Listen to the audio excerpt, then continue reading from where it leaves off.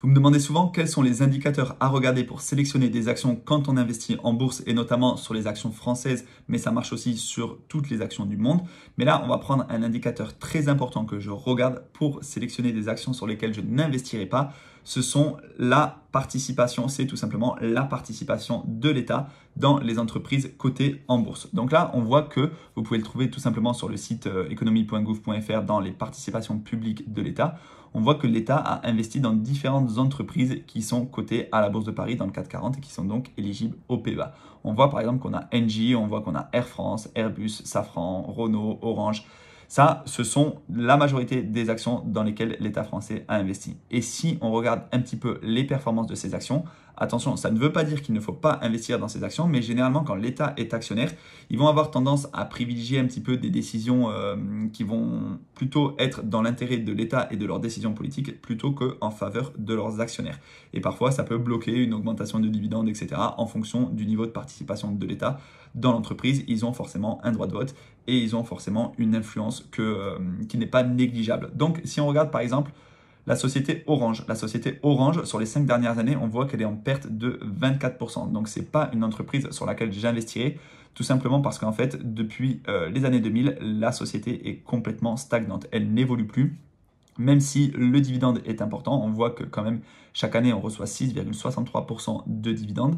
Mais c'est un rendement intéressant, bien que les plus-values sont inexistantes sur cette action. Donc voilà une action sur laquelle je n'investirai pas. Ensuite, on a aussi l'action Air France. Air France, on regarde sur les 5 dernières années, l'action perd 82%. C'est colossal. Admettons que tu investis 100 € sur des actions Air France. À la fin, tu te retrouves finalement plus qu'avec 18 €. Alors oui, là aussi, on a un dividende que l'on reçoit, mais c'est quand même une action sur laquelle je n'investirai pas et c'est une action qui est fortement bridée par l'État puisque il y a énormément de contraintes autour de cette entreprise.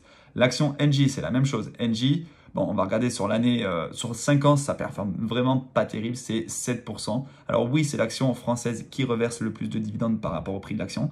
Mais voilà, c'est stagnant et c'est encore une action dans laquelle l'État a pris des parts. Engie, qu'on le voit juste ici. Un dernier exemple avec Renault. Renault, c'est pareil, sur 5 ans, c'est moins 26%. Depuis le début, c'est 41%, mais depuis 20 ans, c'est 41%, alors que certaines entreprises font ça en 2 ans. Donc, selon moi, encore une fois, ce n'est pas intéressant d'investir sur une action comme celle-ci. Attention, les performances passées ne préjugent pas des performances futures. Il faut vraiment analyser beaucoup plus de critères pour sélectionner une action.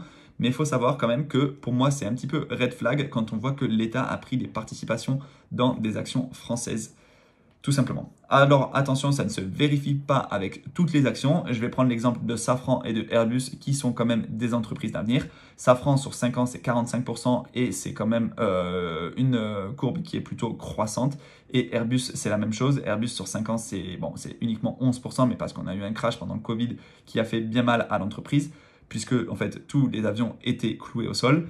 Et sur une durée un peu plus longue, on voit quand même que c'est, regardez, le crash du Covid, il est juste ici, c'est quand même assez important. Mais on voit qu'aujourd'hui, on est repassé plus haut. Donc c'est pour ça que sur les 5 dernières années, c'est pas terrible, mais quand même, c'est une action qui a plutôt bien performé, qui a un dividende aussi, et qui, selon moi, est pionnière du monde de demain, surtout qu'elle est en concurrence avec Boeing. Boeing, ça a aussi des difficultés en ce moment, donc c'est pour ça que ça ne se vérifie pas avec toutes les actions. En tout cas, si vous voulez voir les participations de l'État dans les entreprises françaises, allez tout simplement sur le site economie.gouv.fr dans les participations publiques de l'État et vous trouverez tout simplement les entreprises dans lesquelles l'État a pris des positions.